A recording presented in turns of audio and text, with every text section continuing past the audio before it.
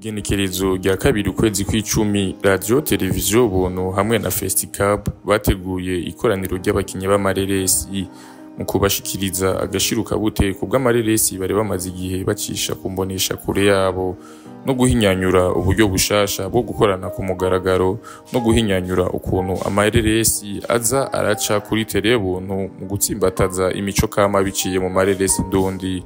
Muri iryo koraniro abakinyi bashimye ico ciyumviro ca Ubuntu narirya basanzwe bakoresha inguvu nyinshi mu gutunganya ayo mareresi.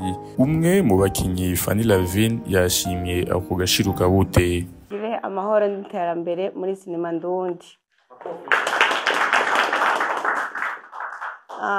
Ndashimiye cyane abarongozi ba Festicab nkuko babivuze je umunsi wa mbere ntwara trophée naratangaye kuko numva yuko ari ibintu bitabaho.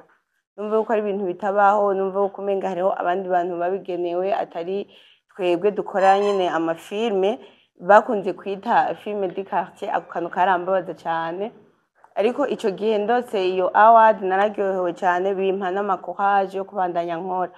Amashimiye cyane na televiziyo Ubuntu kubona yatwiyumviriye, bavuze byinshi. Haro abahora bavuga ati tuberekanira ibintu n'ubundi ni publicité turiko turabagirira, ariko ntiba reconnaisse effort tuba twagize mu gukora amafilme.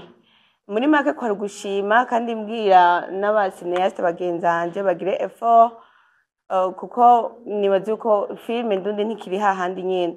Mperuka mu gihugu kibanyi cy'u Rwanda, twarashoboye gushika muri ambassade y'u Burundi mu Rwanda, baratubariye neza. Ambassadeur yaratubwiye ati nukuri mukore cyane ibikorwa byanyu turabibona kandi birafise akamaro biriko biragira Uburundi n'abarundi, nimucike intege kumbure ejo hazoza bamwe n'abandi babashigikira kuko natwe turabashigikiye.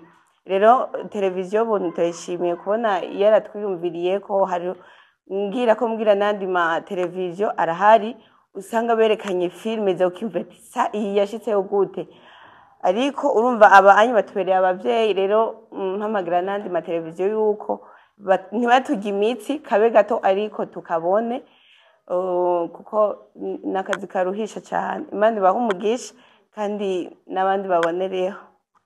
Murakoze.